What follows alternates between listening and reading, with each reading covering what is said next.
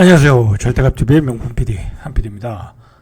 지금 나스닥 시장의 기술주 중심으로 폭락을 하고 있어요. 자, 이런 폭락 상황에서 우리가 다음 주 주식 시장에서 어떻게 대처해야 되는지 한번 이야기를 가지고 한번 이야기를 해드리겠습니다.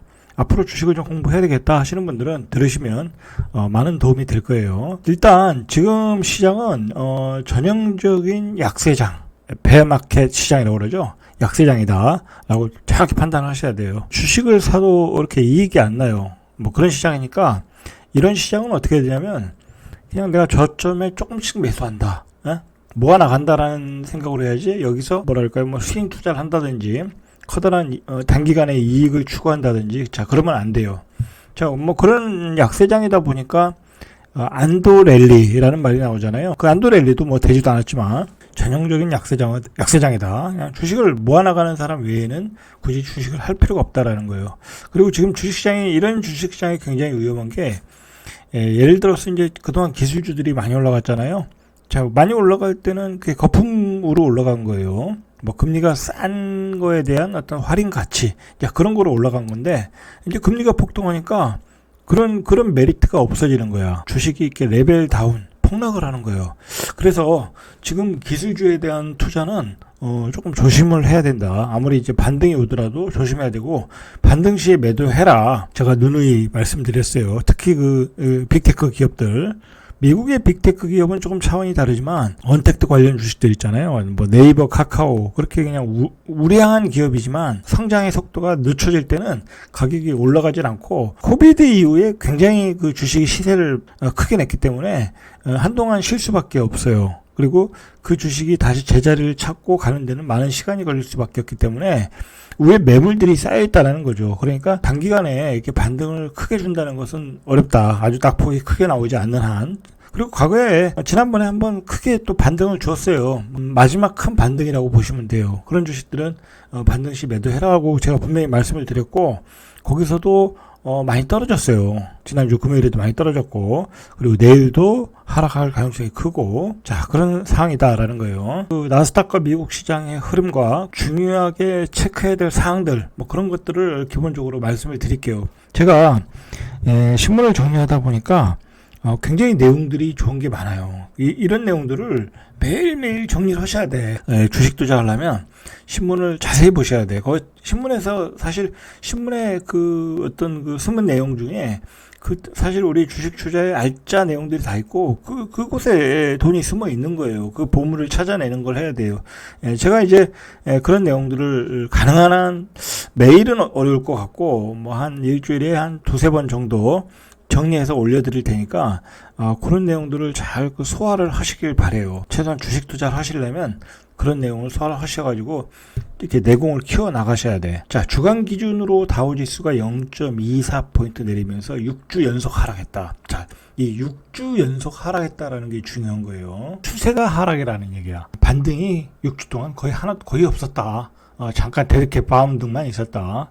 그렇게 보셔야 돼요. S&P 500 지수와 나스닥 지수는 0.21, 1.54, 여기도 5주 연속 하락이다라는 거예요. 그래서 다우지수가 올해 들어서 10% 정도 하락했고, S&P는 14%, 나스닥 지수는 23%. 자, 나스닥 지수의 폭락이 심했죠. 나스닥 지수의 하락폭이 심했죠. 그러니까 기술주들이 폭락을 하고 있다라는 거예요. 지금 기술주들은 금리 인상과 맞물려서 레벨 다운하고 있다. 자, 이렇게 폭락할 때는 사실 주식 투자를 하면 안 돼요. 왜냐면 그 바닥을 알 수가 없어. 그리고 빠지는 폭은 크게 빠지고 올라오는 폭은 적기 때문에 굉장히 손실이 커요. 하실 필요가 없다. 자, 지난 금요일에 미국 주식이 폭락했던 이유는 미국 시장 예상치를 뛰어넘는 양호한 4월 고용 보고서가 나온 거예요. 고용 상태가 좋다라는 거야. 자, 그러니까 이 FOMC를 통해서 기준금리를 자이언트 스텝 수준으로 추가로 올릴 가능성이 있다. 상황이 좋으니까 생각보다 경기 상황이 좋네. 인플레이션이 심하겠네. 자, 그러면 금리를 자이언트 스텝으로 갈 수 있다라는 우려 때문에 이렇게 떨어진 건데, 자, 그만큼 시장이 취약하다라는 거예요. 아주 장이. 그러니까 호재가 나와도 시장이 급락한다. 이런 걸 바로 베어마켓 시장이라고 하는 거예요. 자, 그 외국인이 4월 달에 대한민국 코스피 코스닥 시장에서 6조 3천억 정도를 매도했다고 그래요. 이게 아시아 시장에서의 어떤 흐름이거든요. 좀 외국인들의 어떤 그 주식 매매에서. 자, 대만, 인도, 필리핀, 그 아시아 주요 시장에서 대규모 매도를 하고 있다고 그래요. 자, 이게 2008년 이후에 최대다. 2008년이면 금융위기잖아요. 자, 그때 이후에 최대다라는 거예요, 이거. 그러니까 지금 외국인의 매도가 심상치 않다라는 거예요. 사실 제가 이 신문 기사를 보고 조금 놀랐는데 2008년 이후에 최대라는 걸 보고 놀랐는데, 자, 이런 얘기를 하는 그 방송이 없더라고요. 그 뭐 소위 말하는 잘 나가는 그 증권 방송들 애널들도 이런 얘기를 하지 않아요. 왜냐면 증권사 그 애널들이나 전문가들은 그 증권사에서 기관들이잖아요. 그 증권사 편이잖아요. 그러다 보니까 이게 뭐 너무 자극적인 기사나 폭락을 유도하는 기사나 그런 내용들을 이렇게 소개를 잘 안 하는 경향이 있어요. 자, 일단은 이렇게 외국인들이 올해 들어서 뭐 계속 매도니까 2월 달만 매도 안 하고 이렇게 대규모 매도를 하고 있다라는 거는 결국 시장이 쉽지 않다. 아주 심각하게 좀 받아들일 필요는 있다라는 거예요. 2008년 이후 최대라니까. 자, 일단은 원인이 뭐냐면 일단 금리 인상, 또 통화 긴축을 한다고 그러잖아요. 이제 풀었던 유동성을 다 회수하겠다. 그 다음에 이 중국의 봉쇄가 어떤 단기간에 끝날 것 같지 않다라는 거예요. 이 중국의 의지가 그래요. 보니까 어디서 코비드가 발생하면 그냥 그 구역 자체를 봉쇄하는 작전을 가겠다라는 거예요. 이게 일종의 뭐 그 중국이라는 나라는 원자재가 풍부한 나라니까 자국의 어떤 원자재 가격을 올리는 뭐 그런 방편으로 사용을 하고 있다라는 거예요. 그리고 또 금리도 폭등하고 이런 원인으로 외국인들이 이 아시아 주요 증시에서 대규모 매도를 하고, 자, 이 돈이 어디로 가고 있냐면 지금 주요 원자재 수혜국들이 있어요. 원자재를 수출을 많이 해서 그런 그 무역 구조를 갖는 나라들이 있을 거 아니에요. 자, 태국, 인도네시아, 베트남으로 자금이 유입되고 있다라는 거예요. 지금 우리나라 그 코스피 개별 종목도 그 원자재 수혜 종목들이 올라가고 있잖아요. 비료주들이라든지, 그다음에 무슨 뭐 돼지 사육하는 회사라든지 그런 회사들이 올라가고 있단 말이에요. 자, 마찬가지로 세계의 외국인들의 자금도 원자재 수요국으로 가고 있다. 이런 대만, 홍콩, 중국, 우리나라 같이 그 어떤 그 기술주가 주도하는 중심의 나라에서 돈을 빼서 이런 나라로 들어가고 있다라는 게 어떤 시장의 전체적인 흐름이에요. 근데 그러니까 이런 흐름이 쉽게 깨지지 않을 것 같아요. 당분간은. 우크라이나 전쟁이 계속되는 한 이런 흐름이 깨지지 않는다. 자, 그러니까 우리나라 증시도 물론 이제 반등은 주겠지만 그 반등의 폭은 작을 것이다. 반등을 하더라도 외국인이 많이 사질 않고 고점이 되면 결국은 또 매물이 나올 것이라는 거예요. 그러니까 결국은 박스권 매매, 잘해야 박스권 매매라는 거예요. 이 빅테크 기업들의 어떤 지분 손실이 커지고 있어요. 그러니까 나스닥 주식 기술주들이 폭락을 하다 보니까 이런 그 아마존, 우버, 알파벳, 소피파이 이런 빅테크 기업들이 많은 지분을 가지고 있거든요. 기술 기업에 올해 1분기 주식 투자 손실이 총 170억 달러, 21조 6천억 정도. 그러니까 이게 지금 이런 주식들이 계속 빠지고 있는 거예요. 아마존, 우버, 알파벳, 소피파이가 주식이 계속 하락을 하고 있는 거예요. 1분기 실적 부진으로 충격을 준 아마존이 뭐 실적 부진이 나왔다는 것 자체가 충격이었잖아요. 자, 이게 지분 손실이 컸다라는 거예요. 지분 손실이. 자, 어디서 아마존이 손실이 컸냐면 전기차 회사 리비안의 주가 하락으로 1분기만 76억 달러. 자, 그러니까 아마존도 일종의 이제 소프트뱅크 같이 이제 많은 그 기술주에 투자를 했겠죠. 이 첨단 기업이니까 4차 혁명의 첨단 기업이니까. 자, 그렇게 해서 투자를 했는데 기술주의 폭락으로 이렇게 빅테크 기업이 작살나고 있다. 이 빅테크 기업이 작살나니까 또 그 기술주들이 작살나고 그런 악순환의 구조로 지금 기술주들이 폭락하고 있는 게 사실이에요. 자, 마찬가지로 우리도 네이버, 카카오도 많은 기술주들의 투자를 했겠죠. 뭐 우리나라나 외국이나 많이 했겠죠. 그럼 그 회사들의 지분 그 손실이 있을 거 아니에요. 그러니까 이제 네이버, 카카오가 힘을 못 쓰는 거예요. 기술주에 투자한 기업들. 자, 그러니까 우리도 코스피 시장에서 그런 기업에 투자하는 회사들은 조심할 필요가 있어요, 지금. 그런 회사들은. 자, 그런데 이게 문제는 미 연방준비제도의 강력한 긴축 정책이 계속 될 거잖아요, 지금. 금리 인상을 좀 본격적으로 시작했으니까. 그러니까 기술 기업은 2분기에도 지분 투자에 따른 손실을 기록할 예정이야.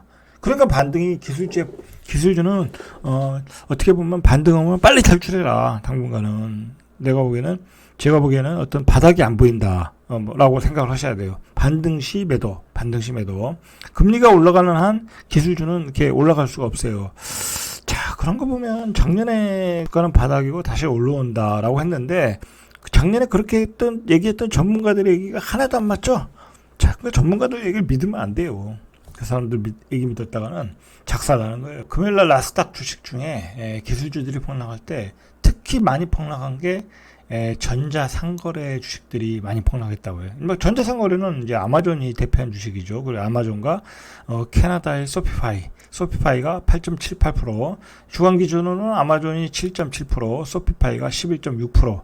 자, 이 주식도 폭락했고, 바이오 기술과 태양광 같은 분야도 많이 내렸다. 일루미나가 14포인트, 엔페이스 에너지가 8.4%. 자, 기술주들이 골고루 다 폭락을 하고 있다라는 거예요. 자, 레이 달리오가 기술주 거품을 이야기를 했어요. 자, 레이 달리오는 계속 미국 시장에 대한 걱정을 많이 했어요. 그래서 미국 시장이 거품이다라는 얘기를 줄곧 했어요. 근데 이제 계속 올라갔죠. 그러니까 레이 달리오는 단기적으로는 잘 안 맞는데 중장기적으로는 잘 맞아요. 자, 이분이 이제 이번에는 아다리가 딱 맞았어요. 미국 기술주의 거품이 커졌다라고 기술주 경고를 했어요.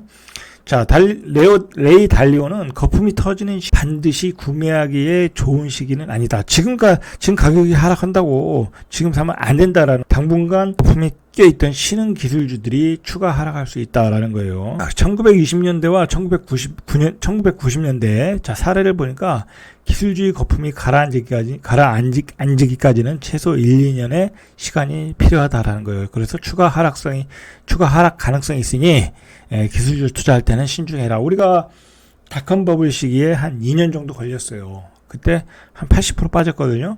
야, 그때와 지금이 만약 같으냐라고 보면 그건 아닐 가능성이 많아요. 왜냐면 그때 실제로 그렇게 빠졌잖아요. 자, 그러나 지금 예를 들어서 지금 빅테크 기업들 아마존, 구글, 그다음에 애플, 마이크로소프트가 80% 빠지겠어요? 지금? 그런 시장은 아니죠. 계속 그때의 MS도 아니고 그때의 아마존도 아니니까 그런 건 아니고, 만약 그렇게 되면 미국은 무너지는 거예요.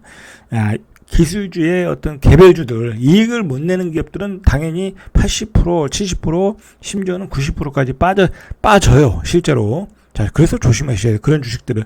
그런데 그런 주식들은 이미 70%, 80% 빠졌어요.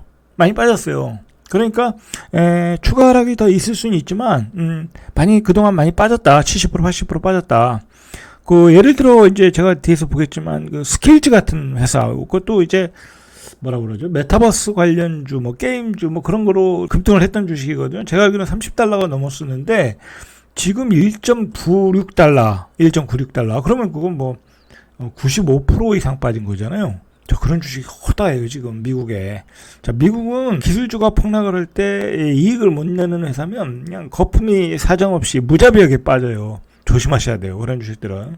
그러나 빅테크 주식이 70%, 80% 빠지지는 않는다. 그럴 리도 없고, 만약 그러면 그럼 무조건 사야 되는 거예요. 세계의 증시를 누르는, 압박하는 요소들이 뭐냐면 인플레이션 위협이잖아요. 이 인플레이션 위협 어떤 영향을 끼치는 게 뭐냐면 이 원유값. 지금 우크라이나와 러시아의 전쟁 때문에 원유값이 폭등하고 있잖아요. 지금 유럽연합의 러시아 원유 수입 금지 조치가 지금 논의가 되고 있잖아요. 자, 그러니까 만약에 러시아가 유럽에 석유를 공급 못한다고 하면, 중단한다고 하면, 자, 그러면 국제 원유값이 급등할 것이다. 자, 그런 대내의 불확실성이 커지니까 지금 인플레이션에 대해서 걱정을 하고 미국의 금리를 급격하게 빅스텝으로 올리고 자칫하면 자이언트 스텝이 갈 것이다라고 걱정을 해서 지금 증시가 발작을 하고 있는 거예요. 자, 그러니까 다음 주에도 변동성은 큰 장세가 될 것이다라는 거예요. 자, 이 언더 아머라는 회사가 있어요. 의류업체예요. 자, 근데 이 업체 실적이 충격적이었다는 거야. 자, 이게 왜 충격적이었냐면 이게 의미가 있어요. 주당 순이익 EPS 이게 굉장히 중요한 지수거든요. 그러니까 한 주당 얼마를 벌었냐 했는데 마이너스 1센트. 시장에서는 6센트 흑자를 기록할 것으로 예상을 했는데 오히려 손실을 봤다라는 거예요. 왜 이 회사가 왜 손실을 봤지? 다 그거에 대해서 의문을 갖는 거예요. 자, 그 원인이 뭐냐면 비용 부담, 원자재 값이 많이 올랐으니까, 그리고 공급난 충격이 컸다는 게 회사의 설명이에요. 자, 보시면 지금 세계가 겪고 있는 문제를 이 회사가 고스란히 안고 있는 거야. 자, 그러면 이런 회사가 많겠죠. 어떤 똑같은 구조를 가진 회사는 주식을 사면 안 되는 거예요. 똑같이 어려움을 겪고 있을 거라는 거예요. 자, 무슨 어려움이냐면 해상 운송비가 급증하고 있다라는 거예요. 이 공급난이 깨지니까 자, 그리고 언더 아머 같은 경우는 중국과 베트남, 뭐 요르단, 말레이시아, 캄보디아의 어떤 제조 비중, 그 뭐 공장이 있는 거죠. 거기에 67%에 달하는데, 자, 이런데 또 그 인건비가 올라가잖아요. 그죠? 인건비 올라가죠. 운송비 올라가죠. 원자재가 올라가죠. 자, 그러니까 잘 팔리는 줄 알았는데 손실이 났다라는 거예요. 자, 그리고 중국 같은 데가 봉쇄하니까 또 매출이 급감하고 있는 거예요. 중국 같은 데에서 아시아 태평양 지역에서 매출은 급감하고 원자재 운송 비용이 올라가면서 적자를 냈다라는 거예요. 적자를 냈다. 자, 이런 기업들이 흑자를 내던 기업들이 이렇게 충격적인 실적을 내놓고 있다라는 거예요. 지금 그래서 지금 이런 상황을 보면 이게 주식시장이 좋을 수가 없어요. 그리고 지금 뒤에서 이야기하겠지만 우리나라 재계에서도 이미 비상경영에 들어갔다고 그래요. 우리가 흔히 비상경영에 들어가면 그 임원들 임금을 삭감하잖아요. 그게 뭐 최후의 뭐 카드잖아요. 사실 직원들 월급 깎는 게. 자, 그런데 이미 임원들의 그 연봉을 20% 이상 삭감한다라는 얘기가 나오고 있어요. 그만큼 회사의 상황이 굉장히 어려워지고 있다라는 거예요. 자, 물론 주식이라는 게 어려울 때 주식을 사야 되는 거지만 그게 어려움의 어떤 초기다라고 하면 틀린 문제예요. 이거는 서로가 연결돼 가지고 원자재를 공급하고 싼 인력을 공급하고 뭐 그랬던 게 어떤 세계화의 글로벌 경제망이지 않았습니까? 자, 그런데 그 우크라이나 전쟁으로 그게 깨졌다라는 거예요. 그러면서 어떤 보호 무역 구조로 가면서 어떤 공급망에 문제가 생겼다라는 거예요. 자, 그게 대표적인 게 중국과 인도네시아의 어떤 보호 무역의 기조 확산이라는 거예요. 이런 확산이 물가를 끌어올리고 있다라는 거예요. 미국의 대표적인 싱크탱크 피터슨 국제연구소에서 이야기하기를 중국이 자국 상품 시장의 가격 안정을 위해 시행하고 있는 정책이 글로벌 인플레이션을 확대하고 있다. 자국에서 그 원자재를 확 쥐고 있으니까 인플레이션이 확대되고 있다는 얘기예요. 그래서 중국은 내수의 가격 안정화를 위해 비료 수출을 금지하고 있다. 그리고 돈육도 수입 관세를 상향했다. 그리고 인도네시아 같은 경우에 4월 말 파미 수출을 중단했잖아요. 자국의 가격이 많이 올라가니까. 자, 이런 문제로 세계가 인플레이션 고통을 공급망의 문제를 갖고 있고 공급망의 문제를 겪고 있고 인플레이션의 큰 쓰나미를 겪고 있다라는. 자, 이러니까 어떤 스태그플레이션으로 지금 가고 있는 거예요. 지금 이미 우리는 스태그플레이션으로 이미 진입을 했다라고 보셔야 돼요.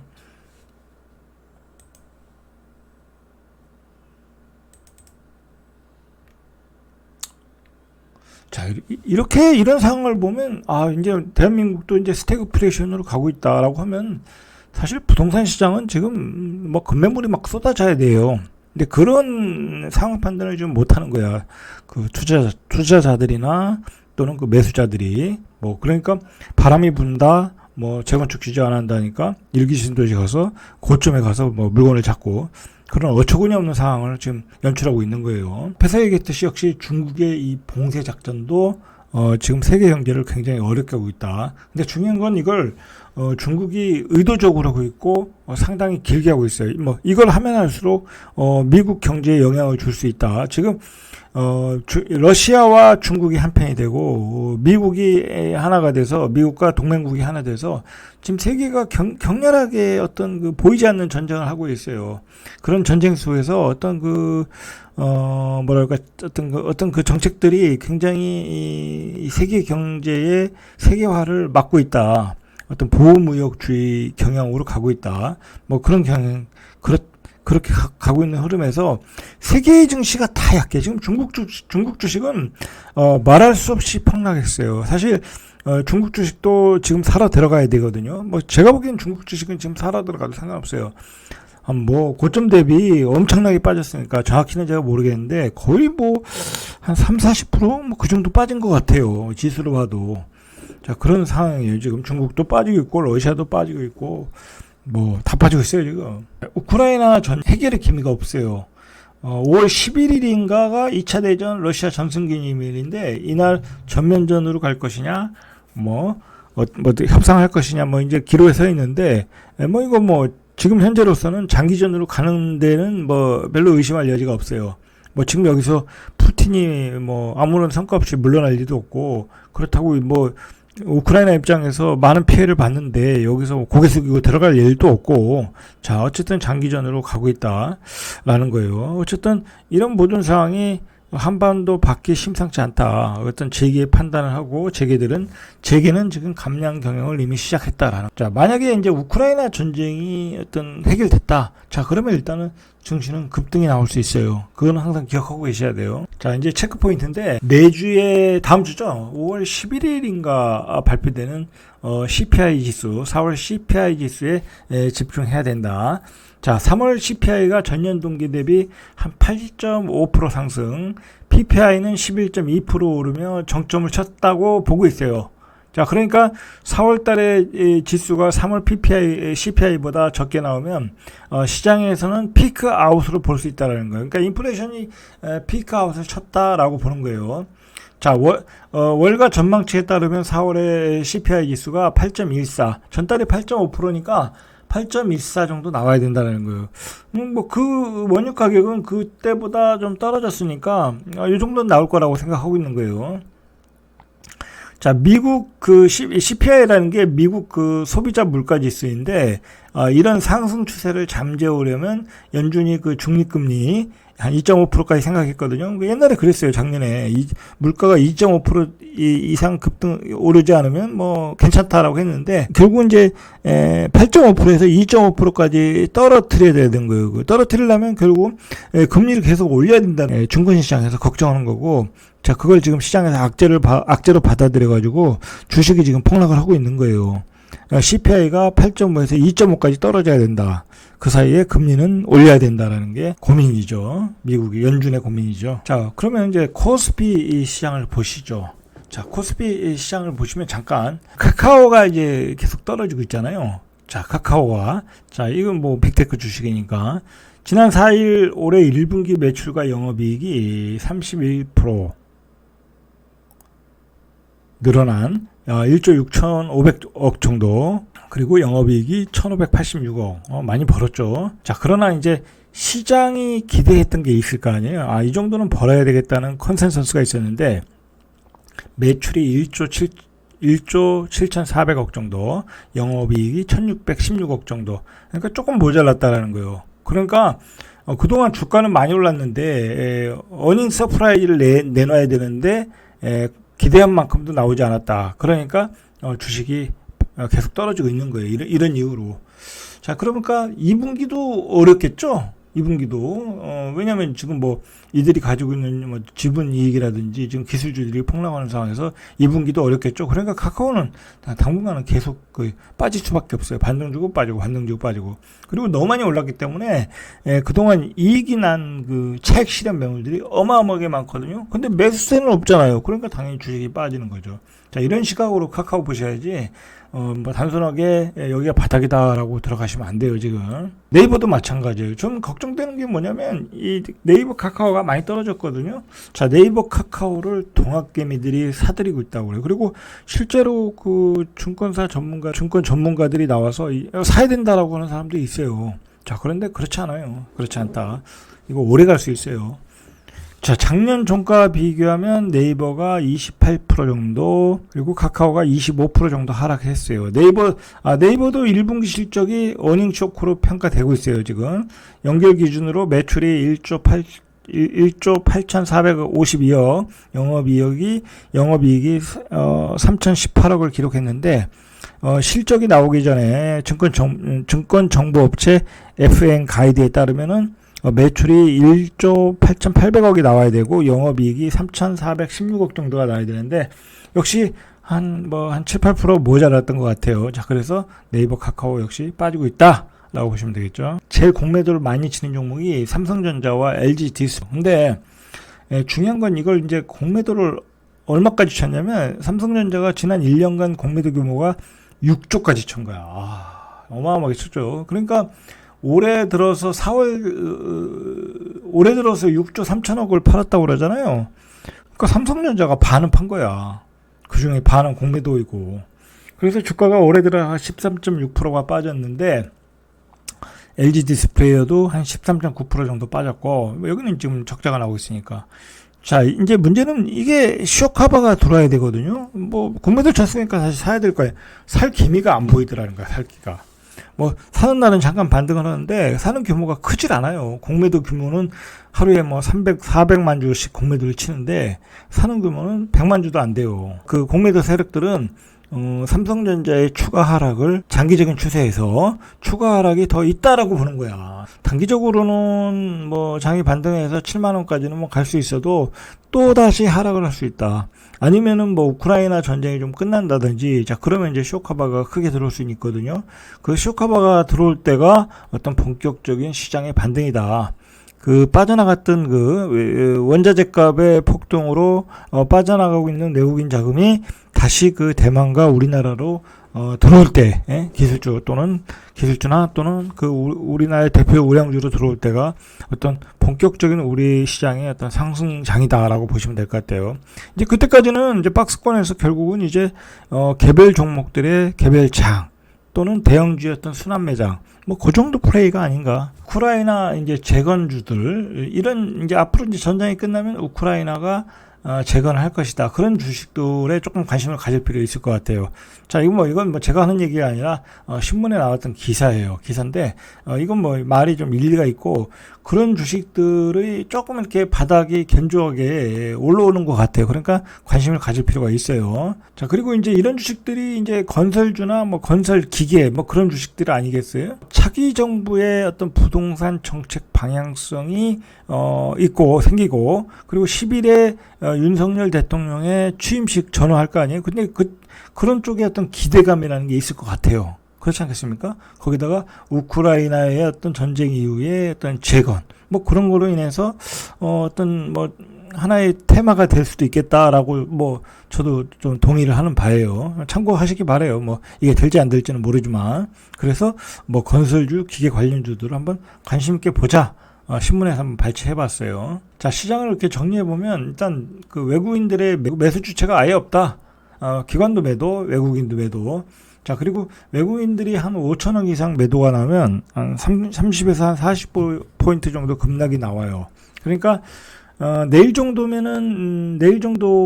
아마 3천에서 한 4천억 정도, 그 나스닥 선물 지수가 그렇게 크게 반등하지 않는다고 하면 그 정도 흐름이 나온다고 보셔야 돼요. 그러면 일단 차트를 한번 보시죠. 자, 아직까지는 차트를 보면 박스권이에요. 2600에서 한 2610에서 한 2700 사이의 박스권. 자, 이렇게 올라갔다가 여기서 이제 개발하고 있어요. 이제 그러니까 다시 이 정도는 반등을 주겠죠. 한 2600, 한 20이나 한 10 정도는 반등을 일단 줄 것이다. 자, 이제 그 뒤로 나스닥이 떨어진다고 하면 계속 떨어지는 거지만 일단 우리는 이렇게 보자라는 거예요. 이렇게 보자. 그러니까 내일 같은 경우에도 바닥이 30포인트 정도면 이제 바닥이니까 또 개인들이 들어오겠죠. 외국인은 또 팔 거고. 뭐 기관들은 어떻게 나올 줄 모르고 바닥은 대충 잡혀 있어요. 문제는 반등이 크냐 이거죠. 반등이 크냐. 자, 여기서 여기 구간에서 항상 지금 어떤 트레이닝을 한다는 어떤 생각으로 하시면 될 것 같아요. 뭐 이렇게 생각하시고 그러면서 이제 뭐 국제 정세가 어떻게 변하나, 원유 가격이 어떻게 변하나, 인플레이션이 해결되나, 이제 그런 문제를 그런 문제가 이 안에서 소화가 되나 하고 하면서 주식을 이렇게 보유하고 가져가면 된다라고 보시면 돼요. 자, 나스닥 시장을 볼게요. 그 월봉을 보면 답이 없어요. 이게 너무 급등했잖아요. 너무 급등하니까 지금 가격이 떨어지는데 바닥이 없는 거예요, 지금. 자, 나스닥의 월봉을 보면 더 빠져야 돼요, 지금. 반등 주고 더 빠질 가능성이 많다라고 보셔야 돼요. 자, 주봉이 여기 있을 때는 좋았거든요. 자, 근데 주봉도 이렇게 맞고 내려왔어. 그러니까 지금 주봉의 흐름도 안 좋아요. 나스닥의 중장기적인 흐름은 안 좋다라고 보셔야 돼요, 지금. 일봉을 보면, 자, 나스닥이 금요일 날, 이 12,000이 깨졌었거든요. 이거 마이너스 한 300포인트 갔다가, 장중에 반등을 크게 줬다가 플러스도 났었어요. 그러다가 결국 마이너스 한 173포인트, 1.4포인트 빠졌는데, 많이 빠졌어요. 자, 많이 빠졌는데, 대충은, 한 12,000 정도면 이제 바닥이다라고 보셔야 돼요. 12,000 정도면 거의 바닥이다. 그러니까 여기서 한번 바닥을 다지고, 한번 반등을 주고, 다시 올라가든지 떨어지든지 어떤 방향성이 결정이 될 것 같아요. 그러나 여기서는 거의 바닥을 쳤다라고 보면 돼요. 그러니까 다음 주에는 우리 주식시장은 월요일 정도가 일단 단기 바닥이다. 나스닥도 월요일 정도에 바닥을 찍고 한 번은 올라온다라고 보셔야 돼요. 자, 올라오는데 반등의 폭은 제한적일 수 있다라는 게 이제 문제겠죠. 자, 보시면, 자, 그리고 일단은 나스닥의 어떤 대표주들을 한번 보시면 돼요. 보시면, 지금 나스닥 시장에서, 가장 강한 종목이 이 AMD예요. 지금 애플, 마이크로소프트보다 더 강해요. 자, 여기서 보면, 이게 많이 빠졌거든요. 164달러에서 84달러. 반토막 났네요. 이런 우량주도 반토막 났어요. 이게 이제 어떤 나스닥 기술주의 폭락이에요. 자, 이 주식이 이렇게 반등을 크게 줬다가 지금 조정을 주고 있잖아요. 조정을 주는데 지난주 금요일에 다 마이너스 나는데 그나마 0.57포인트 상승을 했고 다시 추세는 좋아요. 올라갈 추세에 있다라는 거. 지금 나스닥의 어떤 빅테크 기업들이 이런 추세들이 많아요. 물론 이제 마이크론 테크놀로지도 역시 그렇고요. 이거 반도체 관련이니까 여기도 바닥치고 올라갔다가 다시 조정을 받고 있잖아요. 밑에 지지선이 하나 있잖아요. 자, 이러니까 지금 다시 올라가려고 준비를 하고 있어요. 그러니까 나스닥도 월요일, 화요일은 반등장이다라고 볼 거예요. 지금 제가 그렇게 보면 기관도 그렇게 봐요. 그 사람들이 저보다 차트를 잘 보는 사람들이니까 분명히 그렇게 하고 기관도 이렇게 매도 물량이 많이 나오지 않을 거거든요. 자, 외국인들은 일관성 있게 매도를 할 거예요. 워낙 물량이 많으니까. 자, 그 물량을 기관과 개인들이 월요일에 받을 가능성이 많아요. 왜냐면 나스닥이 반등 타임이 됐거든요. 퀄컴도 보시면, 퀄컴도 마찬가지 똑같잖아요. 자, 올라갔다가, 퀄컴이 가장 이상적인 차트에 이렇게 플랫폼을 만들고 올라갈 수 있어요. 아마존을 보시죠. 자, 이런 주식은 지금 답이 없어요. 지금 답이 없어요. 이런 주식들은 반등 주면 매도해야 돼. 나스닥의 기술제 지분을 투자하는 회사들이잖아요. 이런 주식은 바닥이 없는 거야. 애플이나 퀄컴 그런 데는 일종의 제조업체잖아요. 그죠? 제조업체잖아요. 반도체를 만드는 회사들이니까 어떤 실질적으로 이익이 많이 나고 그런 회사지만 이런 회사들은 기술주에 많이 투자를 했기 때문에 이렇게 폭락을 하고 있는 거예요. 이렇게 구분을 할 줄 알아야 돼요. 이 AT&T 같은 경우는 이게 배당을 많이 주는 주식이잖아요. 이거 일종의 이제 통신주니까. 자, 여기서 이렇게 개파락한 거는 회사의 인적 분할 때문에 이제 권리락을 한 거고. 자, 이거는 이제 빠진 게 아니에요. 자, 이제 이런 주식들은 바닥치고 견조하게 올라가잖아요. 오히려 배당을 많이 주니까. 자, 이런 주식으로 돈의 흐름이 유입되고 있다라고 보시면 될 것 같아요. 우리 증시도 마찬가지고. 자, 우리주도 어떤 기술주에 대한 성장성을 가진 주식보다는 앞으로 이런 주식들 배당을 잘 주는 우량한 주식들로 흐름이 바뀔 수 있다라고 보시면 될 것 같아요. 늦어도 화요일까지는 이제 바닥이다. 아직은 박스권을 깨진 않았으니까. 그리고 나스닥도 반등 타임이다. 주식이라는 게 그냥 한없이 이렇게 빠지질 않아요. 항상 반등을 주고 빠지고, 그 다음에 시장에서의 상황을 또 보고 판단하고 그렇기 때문에, 그렇지 않겠습니까? 그냥 매도를 한다고 해서 무차별적으로 매도를 하지 않아요. 손절 맺히질 않는다. 그러니까 물량이 한정된 물량이 나오고 그러는 거지. 자, 그러니까 그렇게 대응을 하시면 될 것 같아요. 월요일, 화요일 정도에 바닥을 치고 한 번은 반등을 한다. 그러나 그때 시장 상황을 보고 반등시 매도를 할지 아니면 추가로 더 가져갈지는 그때 상황을 봐야 된다. 세계적인 흐름을 어떤 세계 경제 흐름을 봐야 된다. 그리고 5월 11일에는 옵션 만기일이거든요.